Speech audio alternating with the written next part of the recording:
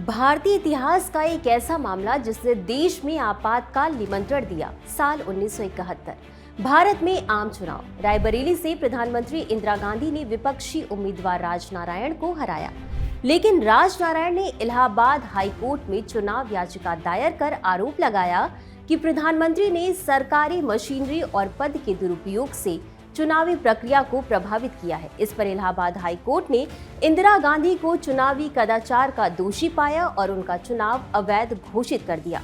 अदालत के इस फैसले ने भारतीय राजनीति में भूचाल ला दिया और रातों रात देश में राजनीतिक सरगर्मी तेज हो गई।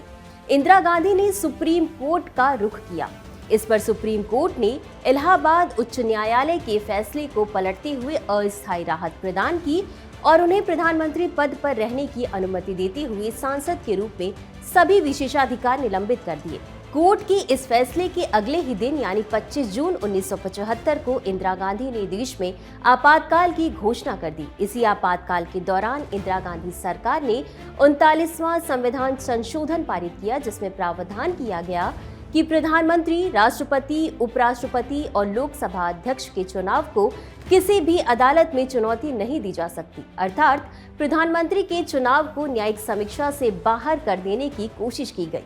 नवंबर 1975 में सुप्रीम कोर्ट की विस्तृत सुनवाई के बाद में महत्वपूर्ण फैसला सामने आता है, जिसमें अदालत ने 39वें संशोधन के उस हिस्से को अवैध घोषित कर दिया जिससे न्यायिक समीक्षा को खत्म करने की कोशिश की थी।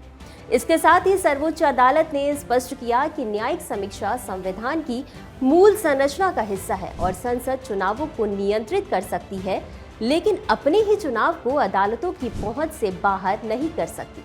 हालांकि इंदिरा गांधी का चुनाव कुछ तकनीकी आधारों पर वैध माना गया, लेकिन संविधान संशोधन को खारिज कर दिया गया। यह फैसला सिर्फ एक चुनाव का फैसला नहीं था, यह संदेश था कि भारत में न तो कोई व्यक्ति और न ही संसद संविधान की मूल संरचना से ऊपर है।